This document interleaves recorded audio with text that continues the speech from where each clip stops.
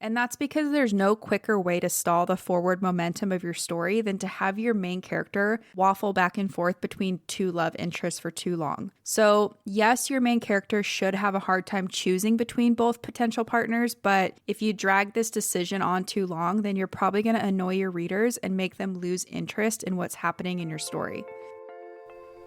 Welcome to the Fiction Writing Made Easy podcast. My name is Savannah Gilbo, and I'm here to help you write a story that works. I want to prove to you that writing a novel doesn't have to be overwhelming. So each week, I'll bring you a brand new episode with simple, actionable, and step-by-step strategies that you can implement in your writing right away. So whether you're brand new to writing or more of a seasoned author looking to improve your craft, this podcast is for you. So pick up a pen and let's get started. In today's episode, I'm going to share with you my top 10 tips for writing better and more compelling love triangles. And I wanted to talk about this topic today because it's no secret that readers love a well-written love triangle, right? But writing a compelling love triangle is easier said than done. And I think this is why love triangles tend to get a bad reputation sometimes, because readers sometimes feel that love triangles are going to be predictable or cliche, and that's usually true if they aren't well executed. Love triangles can actually be wonderful plot devices that can have beautiful and moving results if they're well developed and well written. So before we get into my top 10 tips, let's quickly talk about what a love triangle is so that we're all on the same page. A love triangle is a relationship that takes place between 3 or more characters. So usually this looks like character A has to choose between characters B and C who both love character A. Sometimes there's a relationship between the two suitors, but sometimes there's not. Some popular examples of love triangles include Elizabeth Bennet in Pride and Prejudice, who has to choose between Mr. Darcy and Mr. Wickham. Another one is Bella Swan in Twilight, who has to choose between Edward and Jacob. And then there's someone like Katniss Everdeen from The Hunger Games, who has to choose between Peeta and Gale. So now that we're all on the same page about what a love triangle is, let's dive into my top 10 tips for writing better, more compelling love triangles. The first tip is to develop all 3 of the characters involved in the love triangle. Your love triangle is going to be much more engaging to the reader if they know and care about all 3 of the characters involved in the love triangle. In order for this to happen, you need to create 3 well-rounded characters that each have their own set of goals, motivations, hopes and fears, and unique ways of looking at the world. All of these things help to shape who each character is and impacts how each one of them is going to respond to the plot events of your story. And if you don't do the work to properly flesh out each of the characters involved in your love triangle, then the reader's probably going to end up either rooting for only one of the suitors, or they're not really going to care about the outcome either way. So make sure you develop each one of the characters involved in the love triangle if you want readers to really latch on and care about the outcome. Tip number 2 is to make sure that both suitors are a viable choice for the protagonist.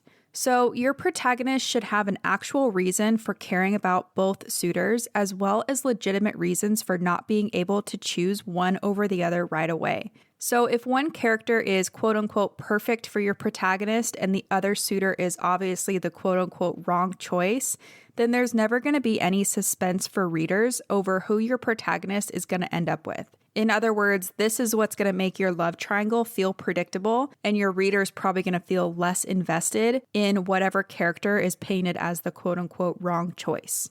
So this means you're going to want to do the work to develop both of the suitors as if they're simply a romantic interest for your protagonist and not a piece of the larger love triangle. So you want to develop each individual relationship with your protagonist in a way that builds tension in the reader. So you can think about things like what kind of people are each of the suitors, or how are they going to complement and clash with your protagonist? Or maybe even something like, what is your protagonist's future going to look like if they choose either suitor? Tip number 3 is don't drag out the decision of who your protagonist is going to choose or go back and forth between the suitors too much.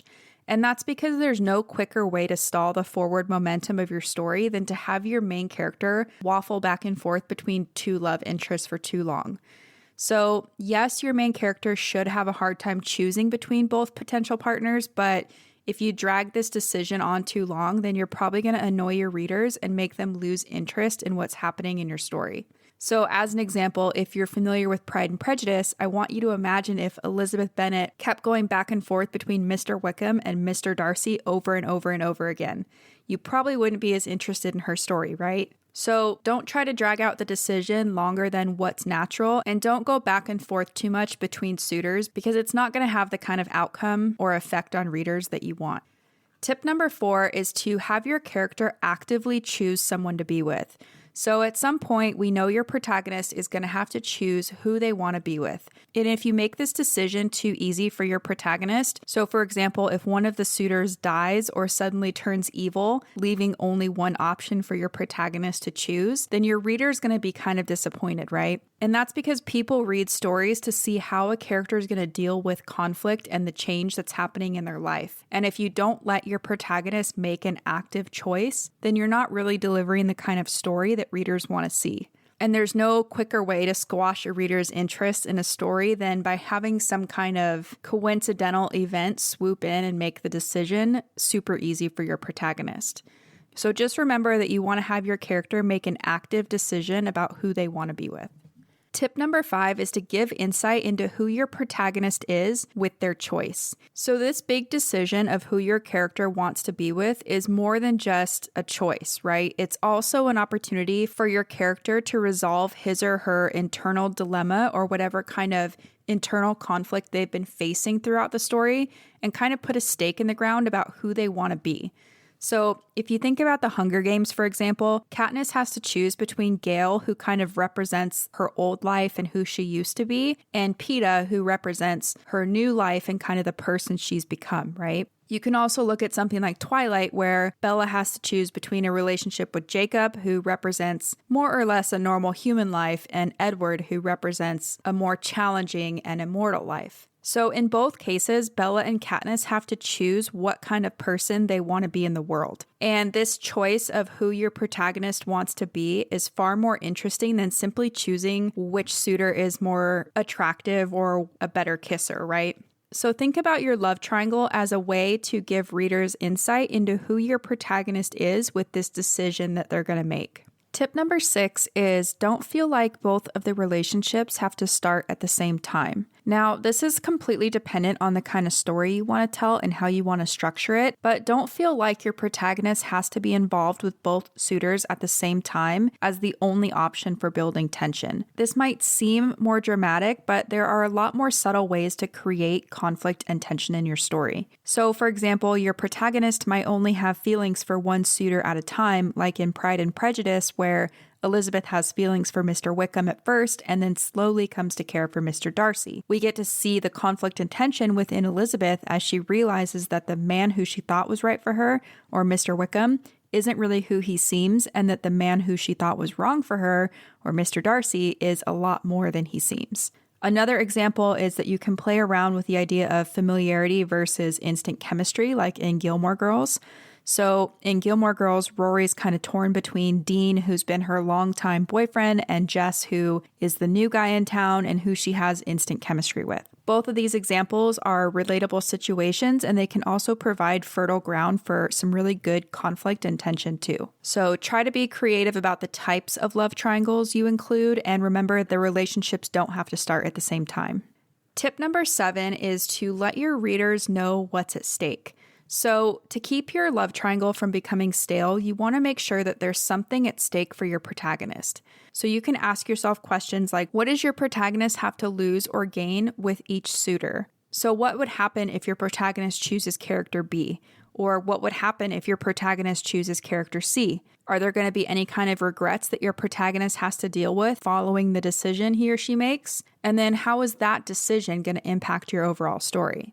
So, for example, in Twilight, if Bella wants to be with Edward for the rest of his immortal life, then that means she needs to become a vampire too, right? So that means going through a painful transformation and quote unquote losing her soul and distancing herself from her loved ones and watching her friends and family grow old and die, right? So those are some major stakes, and there's stakes for if she decides to go with Jacob too, right? So just make sure with your love triangle you establish what's at stake so that the readers can feel the weight of your protagonist's decision.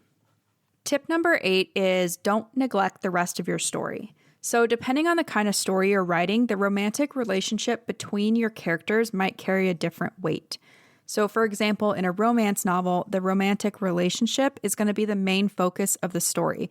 But that doesn't mean that you get to ignore everything else that happens, right? So for example, in Twilight, Bella's relationship with Edward is it takes center stage, but there's still a lot going on around them. Bella's becoming better friends with Jacob. She's trying to fit in at her new school. She's dealing with life at her dad's, and she's missing her mom who lives in Arizona, all that stuff, right? And then there's also the whole situation with James and Victoria who want to kill Bella. So compare that to something like The Hunger Games, where Katniss's romantic relationships are more like subplots. The main story in The Hunger Games doesn't revolve around the conflict of Katniss trying to decide whether she loves Peeta or Gale best. Instead, the driving force of that story is Katniss's fight for survival. So as you can see, both of these stories have much more going on than just the romantic relationships, but those relationships within the story also carry different weights. So that's just something I think is really important to consider.